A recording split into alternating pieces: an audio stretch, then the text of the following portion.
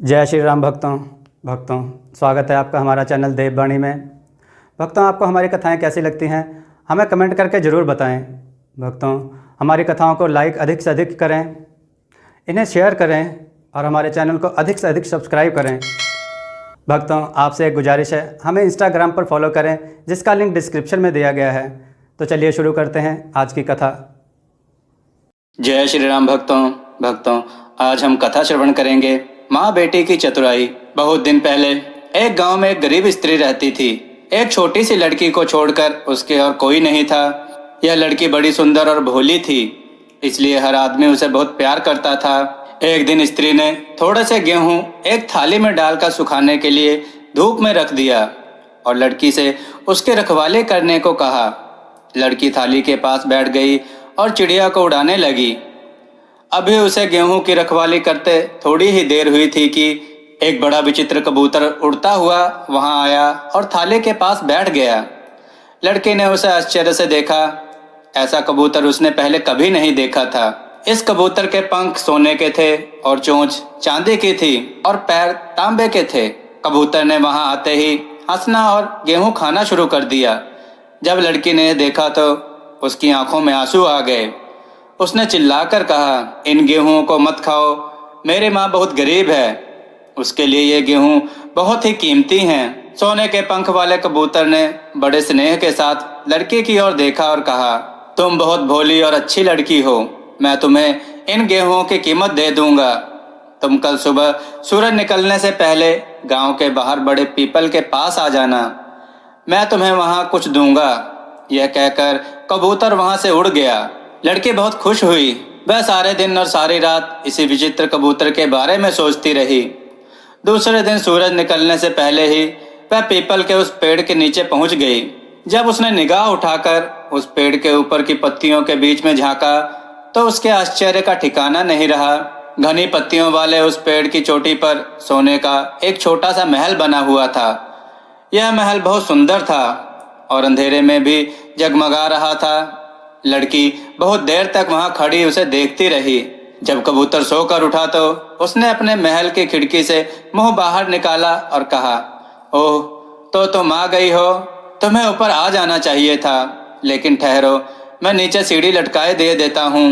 बताओ, तुम्हें सोने की सीढ़ी चाहिए या चांदी की या तांबे की सीढ़ी?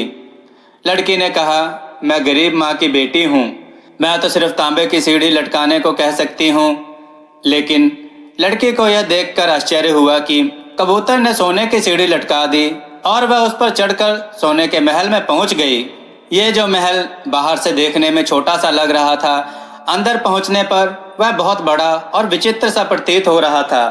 वह विभिन्न प्रकार की विचित्र और सुंदर चीजों से सजा हुआ था। उसके अंदर की कोई चीज सोने की थी, कोई चांदी की, कोई तांबे की थी। लड़की बहुत देर तक घूम घूम कर महल को देखती रही। उसके बाद कबूतर ने कहा, मैं समझता हूँ तुम्हें भूख लगी होगी, आओ पहले थोड़ा सा नाश्ता कर लो। बताओ, तुम सोने की थाली में भोजन करोगी, चांदी की थाली में या तांबे की थाली में? लड़की ने उत्तर दिया, मैं गरीब माँ की गरीब बेटी हूँ, मैं तो सिर्फ तांबे की थाली को ही कह सकती हूँ। लेकिन उसे यह देखकर आश्चर्य हुआ कि उसे सोने की थाली में भोजन परोसा गया। भोजन कर चुकने के बाद कबूतर अपने अंदर वाले कमरे में से 3 बक्से उठा लाया। उसमें एक बड़ा बक्सा, दूसरा उससे छोटा, तीसरा सबसे छोटा बक्सा था। तीनों बक्सों को मेज पर रखते हुए कबूतर बोला, इनमें से एक बक्सा चुन लो, घर जाकर तुम इसे अपनी माँ को दे देना। लड़की ने सबसे छोटा बक्सा उठा लिया और कबूतर को धन्यवाद देकर सीढ़ी से उतर गई। जब वह घर पहुंची तो दोनों माँ बेटियों ने बड़ी खुशी और उल्लास के साथ बक्सा खोला। उसके भीतर से बहुत सारा सोना निकला। उनके पड़ोस में एक स्त्री रहती थी जो बहुत ही लालची थी। उसके एक लड़की थी। वह लड़की भी बड़ी घमंडी और बात बात में क्रोध करने वाली थी। जब इस स्त्री ने दूसरी स्त्री और उसकी बेटी को अमीर होते देखा तो वह उसे ईर्ष्या करने लगी। बहुत कोशिश करने के बाद उसने उसके अमीर होने के रहस्य का पता लगा लिया। दूसरे दिन उसने भी एक थाल में गेहूं भरकर धूप में सुखाने के लिए रख दिए और अपनी बेटी को उनके रखवाली के लिए बैठा दिया। लड़की वहां बैठ तो गई, लेकिन वह बहुत आलसी थी। थोड़ी देर तक तो वह चिड़ियों को उड़ाती रही, फिर थककर एक और बैठ गई और पंछी आकर उसके गेहूं को खाने लगे। जब उन्होंने आधे से भी अधिक गेहूं खा डाले तो वह विचित्र कबूतर वहां आया और गेहूं खाने लगा। उसे देखते ही वह लड़की जोर से चिल्लाकर बोली, ऐ कबूतर, जो गेहूं तूने खाए हैं तुम्हें उनकी कीमत देनी पड़ेगी। हमें ये गेहूं मुफ्त में नहीं मिलते जो तुम इस प्रकार इसे खाए जा रहे हो। कबूतर ने क्रोध से लड़की की तरफ देखा, लेकिन फिर उसने नम्र स्वर में कहा, अच्छी लड़की, मैं तुम्हें गेहूं की कीमत दूंगा। तुम कल सुबह सूरज निकलने से पहले उस बड़े पीपल के पेड़ के नीचे आ जाना, वहां मैं तुम्हें कुछ दूंगा। इतना कहकर कबूतर वहां से उड़ गया। दूसरे दिन सुबह ही वह लड़की पीपल के उस बड़े पेड़ के नीचे पहुंच गई और कबूतर के जागने की प्रतीक्षा किए बिना ही जोर से चिल्लाकर बोली, ऐ कबूतर, मैं आ गई हूं, अब मुझे मेरे गेहूं की कीमत दो। कबूतर ने अपने सोने के महल की खिड़की से अपना सिर बाहर निकाला और कहा, जरा ठहरो, मैं नीचे सीढ़ी लटकाए दिए देता हूँ, तुम्हें उस पर चढ़कर ऊपर आना होगा। बताओ, तुम्हें सोने की सीढ़ी चाहिए, चांदी की या तांबे की?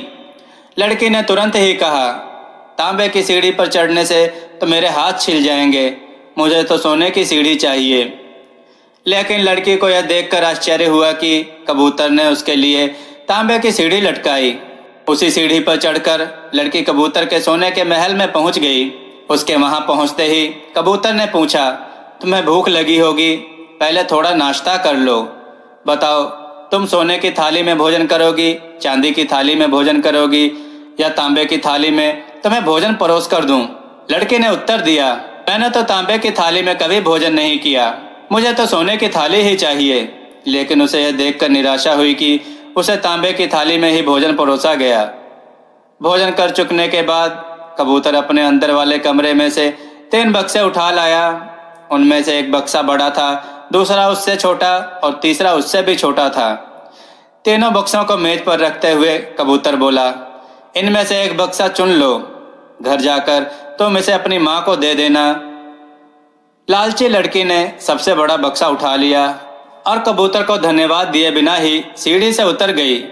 जब वह घर पहुंची तो दोनों माँ बेटी ने बड़े खुशी और उल्लास के साथ बक्सा खोला, लेकिन यह क्या, उसके भीतर से तो एक बहुत बड़ा और काला सांप निकला। यह देखकर दोनों माँ बेटी घबरा गईं। उन्होंने चिल्लाकर बक्सा बाहर फेंक दिया। लालची लड़की को उसके लालच का फल मिल गया। उसके बाद फिर उसने कभी लालच नहीं किया। भक्तों, आपको यह कथा कैसे लगी हमें इंस्टाग्राम पर जरूर बताएं, हमें कमेंट में भी लिख कर जरूर बताएं। भक्तों, हमें इंस्टाग्राम पर फॉलो करें, जिसका लिंक डिस्क्रिप्शन में दिया गया है। भक्तों, हमने देववाणी.com नामक वेबसाइट बनाई है, जिस पर हमने कथा, कहानियाँ, मंत्र, आरती इत्यादि लिखित में डाले हैं। आप उन पर जाएं, एक बार उन्हें पढ़ें, हमें अपने विचार कमेंट के रूप में हमें अवश्य दें, ताकि उसमें जो भी कमियां हों हम उसे सुधार सकें।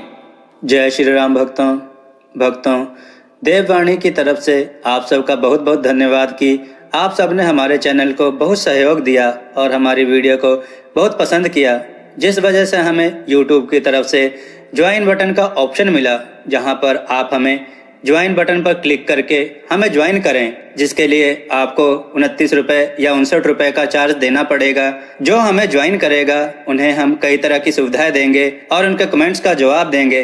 यहाँ हम आपको कथा कहानियों के टिप्स भी देंगे और हम आपके सुझाव पर वीडियो बनाने की पूरी कोशिश करेंगे और हम आपका नाम वीडियो में जरूर लेंगे। धन्यवाद।